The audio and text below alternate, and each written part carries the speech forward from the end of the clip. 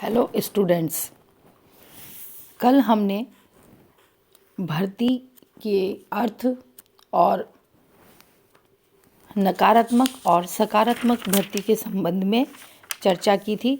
आज हम चर्चा करेंगे भर्ती की समस्याएं क्या हैं, प्रॉब्लम्स ऑफ रिक्रूटमेंट क्या है। लोक प्रशासन के प्रसिद्ध विद्वान प्रोफेसर विलोबी ने कर्मचारियों की भर्ती की समस्या के लिए कुछ समस्याओं को रेखांकित किया है। जैसे भर्ती का अधिकार किसे प्राप्त होना चाहिए, लोक प्रशासन में कर्मचारियों की भर्ती किन व्यक्तियों के द्वारा, किस संस्था के द्वारा की जानी चाहिए, कर्मचारियों की भर्ती कहाँ से की जानी चाहिए, संगठन के अंदर से, प्रशासन के अंदर से या बाहर समाज में से, सोसाइटी में से। भिन्न भिन्न जो पद हैं, अलग अलग तरह की प्रकृति के, उन पदों के लिए व्यक्तियों की अगर हम पूर्ति करते हैं तो उन व्यक्तियों में क्या क्या योग्यताएं होनी चाहिए, ये भी एक समस्या है। और इसी तरह उम्मीदवारों की योग्यता का निर्धारण हम कैसे करें, परीक्षाओं से करें, व्यक्तियों के द्वारा करें या साक्षात्कार के द्वारा करें, ये भी एक समस्या है। और आखिरी समस्या ये भी है कि योग्यता का निर्धारण करने के लिए प्रशासकीय संगठन क्या हो। तो सबसे पहले हम चर्चा करेंगे भर्ती का अधिकार किसे प्राप्त होना चाहिए, यानी भर्ती करने वाली संस्था का निश्चयन किस प्रकार से होना चाहिए। Location of the appointing power. इस संबंध में सबसे महत्वपूर्ण यह है कि लोक सेवाओं में भर्ती करने के लिए जो सत्ता है उसका निश्चयन जो है वो एक किसी देश की राजनीतिक व्यवस्था का एक अनिवार्य लक्षण होता है, क्योंकि कोई भी राजनीतिक व्यवस्था बिना एक सशक्त प्रशासन के अपने लक्ष्य को प्राप्त नहीं कर सकती है। इसलिए लोक प्रशासन में भर्ती कैसे की जाएगी, इसके लिए संविधान में ही तय कर दिया जाता है, विशेष रूप से लोकतांत्रिक देशों के संविधान में, कि लोक प्रशासन में सेवकों की भर्ती का तरीका क्या होगा या कौन सी संस्था होगी जिनके माध्यम से भर्ती की जाएगी। और या फिर अगर संविधान में तय नहीं है तो संसद के किसी अधिनियम के माध्यम से ये तय कर लिया जाता है कि भर्ती का अधिकार कौन सी संस्था को होगा या किस व्यक्ति को होगा। इस संबंध में दो प्रकार के मत हैं। पहला मत यह है कि सत्ता जो है वो प्रत्यक्षतः चूँकि जनता में होती है, इसीलिए लोक प्रशासन या में लोक सेवकों की भर्ती जनता के माध्यम से हो या जनता उनका चुनाव करे। और इसके लिए कहा जाता है कि सच्चा लोकतंत्र तभी है जबकि सर्वोच्च अधिकारी जनता के द्वारा चुने जाएं। और इस पद्धति में लेकिन एक बात यह है कि जनता हमेशा के लिए नहीं या सेवानिवृत्ति तक नहीं, बल्कि एक निश्चित टर्म तक ही जनता उन लोक प्रशासकों को चुने, और यानी अल्प अवधि के लिए चुने, और मतदाताओं द्वारा उनको वापस बुलाने की प्रथा भी रहे, रिकॉल की प्रथा रहे। लेकिन इस प्रणाली में सबसे बड़ी समस्या ये है कि जनता बहुत बड़ी मात्रा में अधिकारियों को चुनने के लिए सक्षम नहीं होती है। और दूसरा ये है कि पदाधिकारियों का चुनाव करते समय जो लोग है या जनता है वो भी व्यक्तिगत स्वार्थों में बह सकती है। और इस तरह से ये प्रणाली चुनाव प्रणाली की तरह हो जाती है, और ये वास्तव में चुनाव प्रणाली ही हो जाती है, न कि ये लोक प्रशासकों की भर्ती की प्रणाली हो जाती है। वर्तमान समय में जो बड़े राष्ट्र हैं या कोई भी राष्ट्र हो, जनसंख्या बहुत अधिक होती है और सभी जनता की रुचि इन सब कार्यों में नहीं होती है। तो अगर चुनाव की प्रथा रखी गई तो लोक प्रशासकों की भर्ती भी उस उद्देश्य को पूर्ति नहीं कर पाएगी जिस उद्देश्य के लिए लोक प्रशासकों की नियुक्ति की जाती है। इसलिए जनता के द्वारा जो चुनाव की पद्धति है लोक सेवकों के, वो व्यवहारिक नहीं है। जो दूसरा मत है वो ये है कि विधानमंडल या मुख्य कार्यपालिका के सदस्य लोगों के द्वारा चुने जाएं और अन्य जो अधिकारी हैं, स्थायी पदाधिकारी हैं कार्यपालिका के, यानी लोक प्रशासन है, उनकी भर्ती एक निश्चित प्रणाली के द्वारा हो। उन्हें भर्ती करने की शक्ति सरकार के किसी अंग में निहित कर दी जाए, जैसे कि लोक सेवा आयोग इत्यादि में।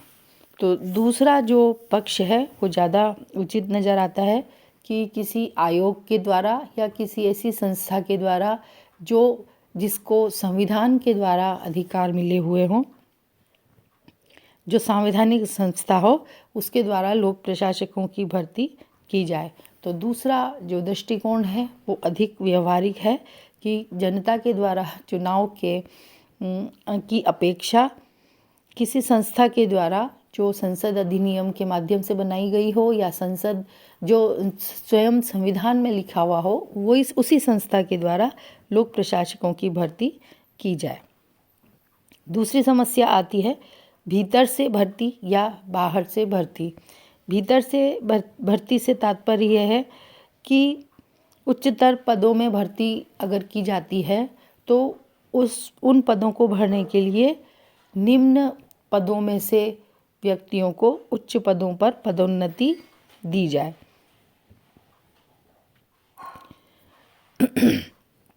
यानी इसका तात्पर्य यह है कि उच्चतर पदों के लिए भर्ती करते समय समस्त पद योग्य उम्मीदवारों के लिए खुले रखे जाएं जो उनके आवेदन करना चाहते हैं, या फिर उन व्यक्तियों तक सीमित रखे जाएं जो पहले से ही सेवा कर रहे हैं। यानी भर्ती बाहर से की जाए, समाज से की जाए, या भर्ती प्रशासन के अंदर ही निम्न पदों पर काम कर रहे व्यक्तियों में से की जाए और उन्हें उच्च पद पर स्थापित किया जाए। तो इस तरह से अगर सीधी भर्ती की जाती है, यानी प्रशासन में भर्ती समाज में से की जाती है, तो उसे प्रत्यक्ष भर्ती या बाहर से भर्ती या सीधी भर्ती कहते हैं, डायरेक्ट रिक्रूटमेंट कहते हैं। और इसका आशय है कि खुले क्षेत्र से कर्मचारियों को भर्ती करना। और अगर भीतर से भर्ती की जाती है, निम्न पदाधिकारियों को उच्च पद पर नियुक्त किया जाता है, तो उसे प्रमोशन कहते हैं, पदोन्नति कहते हैं। इस प्रणाली में नए व्यक्तियों को सेवा में नहीं लिया जाता है, बल्कि सेवा में लगे हुए लोगों को निम्न पदों से उच्च पदों पर पदोन्नत कर दिया जाता है। भीतर से भर्ती और बाहर से भर्ती दोनों के ही कुछ लाभ भी हैं और कुछ हानियां भी हैं। जैसे अगर भीतर से भर्ती की जाए तो इसका फ़ायदा ये है कि अनुभवी व्यक्तियों की नियुक्ति हो सकती है। इस विधि से सरकारी सेवकों का चयन करने में उच्च पदों के लिए हमें ऐसे व्यक्ति मिल जाते हैं जिन्हें पहले से ही सरकारी सेवाओं का पर्याप्त अनुभव होता है और कार्य करने का भी पहले से अनुभव होता है। साथ में इसमें कर्मचारियों को पदोन्नति के अवसर प्राप्त होते हैं और वे बहुत अधिक उत्साह और लगन से कार्य करते हैं, क्योंकि उन्हें ये आशा होती है कि वे पदोन्नति उन्हें मिलेगी और वे उच्च पद पर जा सकते हैं। इसलिए वे अपनी प्रशासकीय क्षमता में वृद्धि करने का प्रयास करते हैं। तीसरा फ़ायदा इसमें ये होता है कि इस पद्धति में कम खर्च होता है और कम वेतन पर व्यक्ति सेवाओं में आ जाते हैं, क्योंकि उन्हें यह आशा होती है कि बाद में उन्हें बाद में वे प्रमोशन लेकर उच्च पद पर पहुंच सकते हैं। इसमें प्रशासन का व्यय भी कम हो जाता है और जो व्यक्ति होते हैं प्रशासन में काम करने वाले जो निम्न पदों पे आए हैं, वो कहीं और जाकर अपनी सेवाएं नहीं देते हैं, बल्कि वो उसी सेवा में बने रहते हैं, यानी लोक प्रशासन में अपने पदों पर बने रहते हैं और वे प्राइवेट प्रशासन या निजी प्रशासन की ओर आकर्षित नहीं होते हैं। जैसे अमेरिका का उदाहरण लिया जाए, अमेरिका में सरकारी सेवा में कुछ समय तक अनुभव प्राप्त करने के बाद में जो अधिकारी होते हैं वो अधिक वेतन पाने के लिए निजी कंपनियों की नौकरियों में चले जाते हैं, क्योंकि उन्हें पदोन्नति में कोई अधिक आशा नहीं होती है। इससे भीतर से भर्ती का जो अगला फ़ायदा है वो है योग्य व्यक्तियों की उपलब्धि हो जाती है। जो निम्न पदों पे काम करते हैं वो व्यक्ति बहुत ही अनुभवी हो जाते हैं और प्रशासन को या जो भर्ती करने वाले लोग हैं उन्हें पता होता है कि किस व्यक्ति के काम करने की क्षमता कितनी है, और जो पहले से सरकारी सेवा में काम कर रहे होते हैं वो कर्मचारी आगे भी अच्छा काम कर सकते हैं, ऐसी आशा की जाती है। और भीतर से भर्ती करने का समर्थन करने वाले ये भी बताते हैं कि लिखित परीक्षा से किसी उम्मीदवार के वैयक्तिक गुणों का पूरी तरह से पता नहीं लगाया जा सकता है, जबकि जो पूर्व में काम कर रहे कर्मचारी हैं उनके गुणों का पहले से पता होता है। इसलिए योग्य व्यक्तियों की भर्ती पदोन्नति के द्वारा ही की जानी चाहिए, क्योंकि उनके चरित्र और स्वभाव का भी उच्च अधिकारियों को पूरा ज्ञान होता है और सरकारी कार्यों को करने के तरीकों का भी पूरा ज्ञान होता है। लेकिन भीतर से भर्ती करने के कई दोष भी हैं। जैसे सेवा के अंदर से अगर पदोन्नति के द्वारा चयन करके भर्ती की जाती है तो इससे क्षेत्र संकुचित हो जाता है। उच्च पदों पर वो ही व्यक्ति आते हैं जो निम्न पदों पर काम कर रहे हैं। इससे नए योग्य व्यक्तियों का चुनाव नहीं हो पाता है और जो बाहर जो व्यक्ति हैं समाज में उनको उन सेवाओं में नहीं लाया जा सकता है। दूसरा इसका नुकसान ये होता है कि शासन में निष्क्रियता बढ़ जाती है, रूढ़िवादिता बढ़ जाती है। लंबे समय से जो सरकारी सेवा करने वाले व्यक्ति हैं उनका दृष्टिकोण संकीर्ण हो जाता है, वो परिवर्तन विरोधी हो जाते हैं।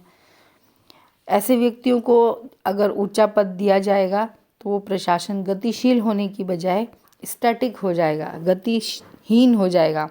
ऐसी व्यवस्था में जो नए लोग हैं, नए विचारों वाले या जो परिवर्तन करना चाहते हैं, सुधार करना चाहते हैं, ऐसे लोगों की कमी हो जाएगी या ऐसे लोगों को प्रशासन में नहीं लाया जा सकेगा। तीसरा इसका जो दोष है वो ये है कि सरकारी सेवाओं में साधारण और मध्यम योग्यता वाले व्यक्ति आ जाते हैं, क्योंकि प्रारंभ में वो कम वेतन में काम करते हैं और उन्हें ये आशा होती है कि हमें पदोन्नति से उच्च पद मिल जाएगा। तो इसके कारण से साधारण और मध्यम योग्यता वाले व्यक्ति इसमें आते हैं और ये लोग फिर पदोन्नति में फ़ायदा लेकर या पदोन्नति प्राप्त करके यही लोग उच्च पदों तक पहुंच जाते हैं और उच्च पदों पर जितनी योग्यता वाले व्यक्तियों की आवश्यकता होती है, जिन योग्य व्यक्तियों की आवश्यकता होती है वो उनको प्राप्त, प्रशासन को प्राप्त नहीं होते हैं, जिसकी वजह से कार्यकुशलता प्रशासन की कम हो जाती है। और एक इसका जो दोष है वो ये भी है कि कर्तव्य पालन में इस पद्धति से शिथिलता आ जाती है, क्योंकि कर्मचारी ये जानते हैं कि उन्हें ही उच्च पदों पर नियुक्त किया जाएगा, इसलिए वे अधिक परिश्रम नहीं करते हैं और अपने कर्तव्यों की उपेक्षा करते हैं और जितना एफिशिएंट प्रशासन चाहिए उतना एफिशिएंट प्रशासन प्राप्त नहीं होता है। यदि ऊंचे पदों पर सीधी भर्ती का डर अगर उनको बना रहे कि अगर हमने अच्छा काम नहीं किया तो बाहर से भी भर्ती हो सकती है, तो सेवारत कर्मचारी अधिक लगन और ईमानदारी से कार्य करेंगे। दूसरा जो भर्ती का तरीका है वो है बाहर से भर्ती। बाहर से भर्ती का मैंने तात्पर्य बताया कि लोक प्रशासन में समाज के जो सामान्य वर्ग है या समाज का जो वर्ग है उसमें प्रतियोगिता परीक्षाओं के माध्यम से भर्ती की जाए। इस प्रणाली के काफ़ी लाभ हैं। इसका सबसे पहला लाभ ये है कि हर स्तर पर कर्मचारियों का चयन और चुनाव करने का बहुत व्यापक क्षेत्र मिल जाता है और पूरे समाज में से योग्य व्यक्तियों को प्रशासन में लाया जा सकता है एक किसी परीक्षा प्रणाली के माध्यम से। दूसरा, इस पद्धति में सेवा के प्रत्येक स्तर पर आप नए व्यक्तियों को ले सकते हैं और नवीन व्यक्तियों के आगमन से प्रशासन में निश्चित रूप से गतिशीलता आती है। तीसरा यह है कि इस पद्धति में सेवा के भीतर और सेवा के बाहर के लोगों के बीच में भेदभाव नहीं किया जाता है और सबके लिए समान अवसर की जो जनतंत्रात्मक अवधारणा है उस अवधारणा के अनुसार व्यक्तियों की भर्ती प्रशासन में की जाती है। इसका एक लाभ यह है कि कर्मचारियों में काम करने में उत्साह बना रहता है और सेवा में जो नए लोग आते हैं वो अधिक उत्साह और रुचि से कार्य करते हैं। लेकिन बाहर से भर्ती की कुछ हानियां भी हैं, कुछ दोष भी हैं, जिसमें सबसे पहला दोष ये है कि इसमें उच्च पदों पर सीधे ही अनुभवहीन व्यक्ति नियुक्त कर दिए जाते हैं और वे विभाग के जो जटिल कार्य हैं उनको अच्छी तरह से समझते नहीं हैं, इसलिए पूरी क्षमता के साथ में उनको संपन्न भी नहीं कर पाते हैं जितना कि कोई अनुभवी कर्मचारी करता है। दूसरा इसकी हानि यह है कि इसमें सरकारी सेवा में पहले से लगे कर्मचारियों को पदोन्नति के पर्याप्त अवसर नहीं मिलते हैं, जिसके कारण से निम्न श्रेणियों के पदों पर काम करने वाले जो कर्मचारी होते हैं उनका उत्साह भी ठंडा पड़ जाता है अगर उन्हें ये पता हो कि उनके लिए पदोन्नति का कोई मार्ग नहीं है। इसी तरह से तीसरी इसकी हानि यह है कि अनुभवहीन जो लोग होते हैं, जो नवयुवक होते हैं, उन कर्मचारियों के नीचे कुशल और जो उनसे अधिक उम्र वाले व्यक्ति हैं और अधिक अनुभवी व्यक्ति हैं उन लोगों को काम करना पड़ता है, जिससे उनके सम्मान और गरिमा को ठेस पहुंचती है, जो लोक प्रशासन में कार्य करने की एक अच्छी दशा नहीं मानी जाती है। और इसी तरह से सेवा में विभिन्न स्तरों के पदों पर जब बाहर से भर्ती की जाती है तो विभागीय तौर तरीकों का ज्ञान भी उन्हें नहीं होता है और उनको ट्रेनिंग या प्रशिक्षण देने के लिए सरकार को अतिरिक्त खर्च का व्यय करना पड़ता है। निष्कर्षतः इतना सब देखने के बाद में हम देखते हैं कि कोई भी पद्धति अपने आप में पूर्ण नहीं है। पूरी तरह से भीतर से नियुक्ति और बाहर से नियुक्ति ये दोनों ही अपने आप में पूर्ण नहीं है, तो इसलिए ज़्यादा उचित यह है कि दोनों पद्धतियों को थोड़े बहुत अनुपात में मिलाकर उपयोग में लिया जाए। अधिकतर सेवा की निचली श्रेणियों में सीधी भर्ती की प्रणाली प्रयुक्त की जाती है और उच्च पदों के लिए भीतर से भर्ती या पदोन्नति का नियम अपनाया जाता है और इनके बीच में मध्यम श्रेणी के पदों के लिए उचित तरीका ये माना जाता है कि कुछ स्थान भर्ती के द्वारा भरे जाएं और कुछ शेष अंदर से या फिर पदोन्नति के द्वारा भरे जाएं। सभी देशों में आजकल उच्च पदों में भर्ती के लिए दोनों पद्धतियों का प्रयोग किया जाता है। जैसे भारत में कनिष्ठ लिपिकों की क्लर्कों की भर्ती के लिए सभी पद प्रत्यक्ष भर्ती के द्वारा भरे जाते हैं और फिर उनका यूडीसी या वरिष्ठ लिपिकों के पद पर पदोन्नति की जाती है, तो वो पदोन्नति कनिष्ठ लिपिकों के में से ही की जाती है। ब्रिटेन में सर्वोच्च श्रेणी या प्रशासक श्रेणी के लगभग 80% अधिकारियों की भर्ती खुली प्रतियोगिता के द्वारा और 20% की भर्ती सीमित प्रतियोगिता के द्वारा की जाती है। संयुक्त राज्य अमेरिका में उच्चतर पदों के लिए प्रत्यक्ष भर्ती, भारत और ब्रिटेन में की अपेक्षा वहाँ पर सीमित है। वहाँ पर निम्न सेवाओं में से, नीचे पदों में से पदोन्नत किए जाने की व्यवस्था ज़्यादा है। तो इस तरह से संयुक्त राज्य अमेरिका में किसी भी कर्मचारी के लिए संभव है कि वो अपने विभाग के निम्नतम पद से पदोन्नति के द्वारा सीधे अध्यक्ष पद को भी प्राप्त कर ले। यानी वो एक निम्न पद से अध्यक्ष पद तक सरकारी सेवा में पहुंच सकता है। तो अलग अलग देशों में अलग अलग प्रणालियां अपनाई गई है। भारत में भारतीय प्रशासनिक सेवा में सीधी भर्ती संघ लोक सेवा आयोग के द्वारा प्रतियोगिता परीक्षा के माध्यम से की जाती है, लेकिन इन्हीं पदों में से कुछ स्थानों पर राज्य सरकारों की अनुशंसाओं के आधार पर राज्य सिविल सेवा के कर्मचारियों को पदोन्नति देकर IAS बनाया जाता है, भारतीय प्रशासनिक सेवा में बनाया जाता है। यानी दोनों मिली जुली पद्धति को अपनाया जाता है। उदाहरण के तौर पे 1955 में भारतीय प्रशासनिक सेवा के लिए 50 व्यक्ति प्रत्यक्ष रीति से भर्ती किए गए, जबकि राज्यों की लोक सेवाओं के 52 व्यक्तियों को पदोन्नति के द्वारा इस सेवा में लिया गया। यानी 50-50 का लगभग का रेशो रखा गया। इस संबंध में हम MP शर्मा का ये कथन कह सकते हैं कि निष्कर्ष तौर पर यदि उच्चतर पदों पर बाहर से बड़े पैमाने पर भर्ती की जाए तो यह सेवाओं के भीतर अगर योग्य व्यक्ति हैं और प्रतिभावान व्यक्ति हैं तो ये उनका निरादर है। और अगर सेवाओं में आजीवन व्यवसाय की धारणा को हम अपनाना चाहते हैं तो हमें ऐसा नहीं करना चाहिए। इसके विपरीत प्रत्यक्ष भर्ती की पद्धति न अपनाए जाने से भी सेवाओं का विकास रुक जाता है, क्योंकि उस स्थिति में सेवाओं के भीतर अत्यधिक आत्मसंतोष की भावना उत्पन्न हो जाती है और फिर लोक प्रशासन का अच्छा कार्यकुशल होने वाला जो तत्व है उसमें कमी आ जाती है।